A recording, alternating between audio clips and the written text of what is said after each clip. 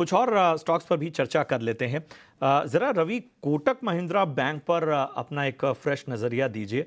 बाकी बैंक्स की हम चर्चा नहीं करेंगे, बहुत स्पेसिफिकली मैं कोटक महिंद्रा बैंक के बारे में चर्चा करना चाहा। 1.5% फिलहाल ऊपर।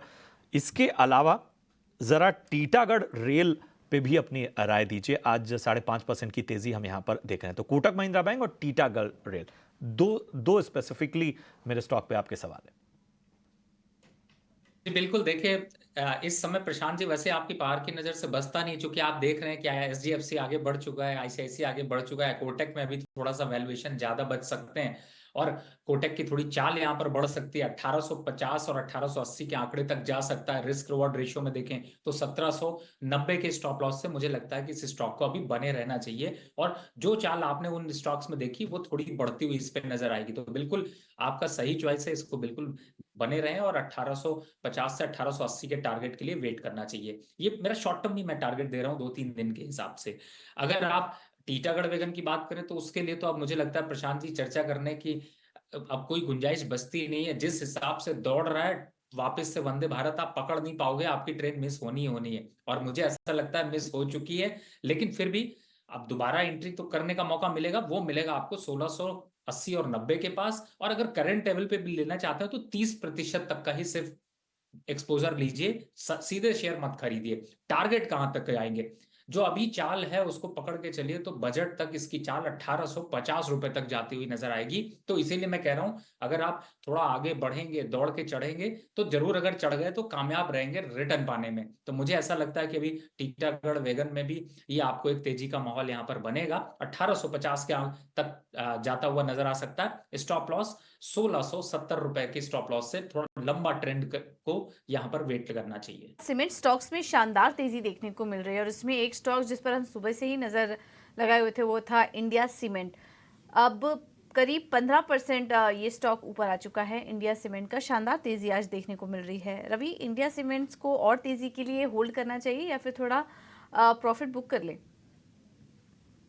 देखिए मैम, जो ट्रेंड है वही आपका फ्रेंड है और आज तो इंडिया सीमेंट हो या पूरे सीमेंट सेक्टर में एक चमक बढ़ी है। मुझे लगता है कि पार्शियली जरूर यहाँ पर लेकिन बहुत बड़ा प्रॉफिट तो नहीं। अगर आपके पास 100 शेयर अगर हैं तो आप कम से कम 20 शेयरों में ही सिर्फ प्रॉफिट बुक करें, यानी 20% से ज्यादा मुनाफा वसूली ना करें। जहां तक इंडिया सीमेंट के टारगेट की बात करें तो मुझे ऐसा लगता है जो अभी दौड़ लगाई है उसमें 262 के आंकड़े के ऊपर जब भी क्लोजिंग होगा या फिर ये करंट लेवल से देखते हैं तो मुझे लगता है अभी चाल और बाकी है। 280 के आंकड़े जल्द छू सकता है। तो अगर आपने बाय कर रखा है, पेशेंस रखिए, थोड़ा और मुनाफा बढ़ने दीजिए। और जो लोग ईटी स्वदेश को फॉलो करते हैं उनके मुनाफे में तो बढ़ोतरी होती ही होती है, लेकिन सही स्टॉक भी चूज करने को मिलता है। तो मुझे लगता है कि आपको सीमेंट सेक्टर में अभी फिलहाल चूंकि मोमेंटम स्टार्ट हुआ है तो यहां पर अभी आप अपनी पोजीशन को बनाकर रखें। लेकिन जो बहुत ज्यादा बढ़ गए उनमें थोड़ा मुनाफा वसूली इसलिए कर लें कि दोबारा एंट्री करने के लिए भी थोड़ा सा पैसा खाली रहे, जिससे फिर से वापस चढ़ाई कर सकें।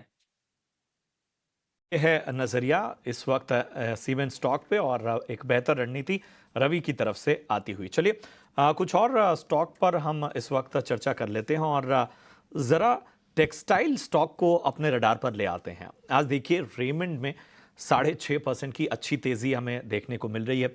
वीआईपी क्लोथिंग देखिए, वीआईपी क्लोथिंग में भी लगभग 6% की तेजी इस वक्त आप देख पा रहे हैं। इसके अलावा सतलज टेक्सटाइल लगभग 5.5% के करीब ये भी ऊपर है। गोकुलदास एक्सपोर्ट देखिए 4% की तेजी यहां पर नजर आ रही है। नाहर शिपिंग मिल्स में भी आज लगभग 4% की तेजी नजर आ रही है। प्रदीप जी, मैं आपके पास आना चाहूंगा। टेक्सटाइल शेयरों में जो मैंने नाम आपके सामने रखे, तो जरा बताएं इस पर आपका क्या नजरिया फिलहाल बन रहा है इस मार्केट में। पहले एक ऐसा सेक्टर है जिसने रिलेटिवली अंडर परफॉर्म किया है और जो भी आपने नाम लिया वो बड़े कंसोलिडेशन करेक्शन के फेज के बाद से ब्रेकआउट कंफर्म कर रहे हैं और इस पे पहली जो नजर आएगी जाएगी वो गोकुलदास एक्सपोर्ट पे जाएगी। स्टॉक 923-24 का जो इसका लास्ट वीक का टॉप था उसको क्रॉस करके इसके ऊपर सस्टेन कर रहा है। और ये जो ब्रेकआउट है वो वीकली चार्ट्स पे करीबन 6-7 सप्ताह के कंसोलिडेशन के बाद दिख रहे हैं। तो मेरे हिसाब से इसमें जो इमीडिएट टारगेट बनेगा वो 952 का बनेगा और ये 987 के नेक्स्ट टारगेट की तरफ अग्रसर होगा। ऑन द लोअर साइड जो सपोर्ट है वो 880 882 का है, जिसके स्टॉप से इसमें फ्रेश बाइंग भी की जा सकती है, एग्जिस्टिंग लॉन्ग भी होल्ड किए जा सकते हैं।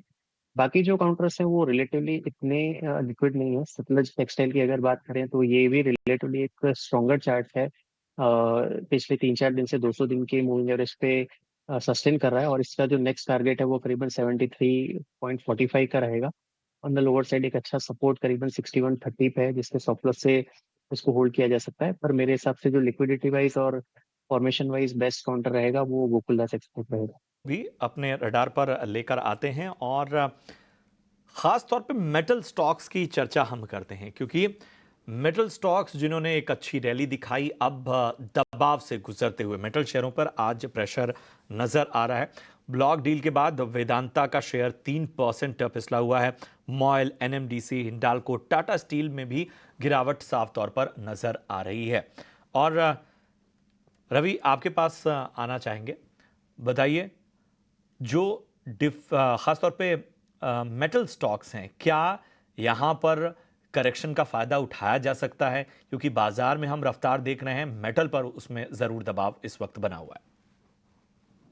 देखिए प्रशांत जी, जब निफ्टी हाई पे चल रही है और मेटल यहाँ पर अगर करेक्शन मोड में है तो ये एक अच्छा साइन है। और अच्छा साइन इसलिए है क्योंकि हमारे नए जो इन्वेस्टर है उनको मौका नहीं मिल रहा था, वो वेट कर रहे थे कि कुछ करेक्शन हो तो लिया जाए। अब वेदांता का आपने सबसे पहले चर्चा किया, देखिए वेदांता 441 से 440 के बीच में जो लेवल्स हैं उनके आसपास यहां पर कंसोलिडेट करता है तो थोड़ा सा लेने लायक बन जाएगा। वापस से 480 की दौड़ लगा सकता है। दमदार फंडामेंटल के साथ स्टॉक है, थोड़ा न्यूज का इंपैक्ट है जिसकी वजह से प्रॉफिट बुकिंग देखने को मिल रही है, निकलने की जरूरत नहीं है। दूसरा, आपने हिंडाल्को को इस समय देखें, टाटा स्टील की भी मैं चर्चा कर लेता हूं। हिंडाल्को इस समय चल रहा है 674 रुपए। थोड़ी प्रॉफिट बुकिंग और आएगी, लेकिन आपके लिए अट्रैक्शन आ जाएगा कहां पर, 665 और 670 के पास आप वापस से एंट्री की जो है वो पोजीशन ढूंढ सकते हैं। स्टॉप लॉस 650 का लगाएं। टारगेट अगर देखते हैं तो 710 के आपको फिर से आते हुए नजर आएंगे। दूसरी तरफ छोटे बड़े स्टॉक्स की तरफ जाते हैं, जैसे कि टाटा स्टील है, नेशनल एल्यूमिनियम है, सेल है। इनमें भी आज अच्छी प्रॉफिट बुकिंग देखने को मिल रही, और ये अच्छे साइन है कि आपको एवरेज करने और फ्रेश जो है वो बाइंग करने का मौका मिल रहा है। टाटा स्टील में थोड़ा रुकिए, 160 टू 165 के बीच आने दीजिए, वहां पर आप भर के आप स्टॉक ले सकते हैं। सेल की बात कर लेते तो 140 के आसपास, अभी 145 चल रहा है, सेल 140 के आसपास आता है तो वहां पर अट्रैक्शन आ जाएगा और अपसाइड टारगेट फिर से वापस 165-70 के टारगेट देखने को मिलेंगे। दूसरी तरफ नेशनल एल्यूमिनियम में थोड़ा सा प्रॉफिट बुक करना है अगर, तो यहां पर बुक कर सकते हैं। इसमें थोड़ा सा और लोअर लेवल देखने को मिलेंगे, लगभग 175 तक के। तो जिन लोगों ने रखा है उनको प्रॉफिट बुक करना चाहिए, और दोबारा एंट्री का मैंने लेवल बताया उनको फॉलो करें, जिससे कि आपको वापस से एंट्री मिले। और नए इन्वेस्टर को भी इन लेवल्स पर ही यहां पर एंट्री करने की राय होगी। रिस्क रिवॉर्ड रेशियो अच्छा होगा और आपको थोड़ा ज्यादा प्रॉफिट बनाने का मौका मिलेगा। ठीक है, तो ये है सलाह मेटल स्पेस पर आपके लिए। लेकिन रिलायंस में देखिए शानदार तेजी देखने को मिल रही है, टॉप गेनर है इस वक्त का। प्रदीप जी, अगले टारगेट्स आप क्या देख रहे हैं रिलायंस में? रिलायंस में काफी टाइम से एक बड़ा कंसोलिडेशन चल रहा है, और इस कंसोलिडेशन का जो अपर एंड है वो करीबन 3030 के आसपास एक बड़ा रेजिस्टेंस प्रोवाइड कर रहा है। तो 3030 एक इमीडिएट टारगेट जरूर है, और वो क्रॉस होता है तो फिर इसमें नेक्स्ट लेग ऑफ अपमूव ये करीबन 5 से 7% की क्विक अपमूव और ऐड कर सकता है। ओवरऑल फॉर्मेशन को देखते हुए और जिस तरह से लार्ज कैप्स ने इस रैली की कमान संभाली है, तो इस ब्रेकआउट के काफी अच्छे चांसेस मैं आगे चल के देखता हूँ। तो 3030 के इनिशियल टारगेट और सब्सिक्वेंटली 3350 3400 के सब्सिक्वेंट टारगेट के लिए स्टॉक को होल्ड करना चाहिए। ऑन द लोअर साइड 2920 एक इमीडिएट सपोर्ट है अर्ली चार्ट्स पे, उसी का स्टॉप लॉस रखना चाहिए।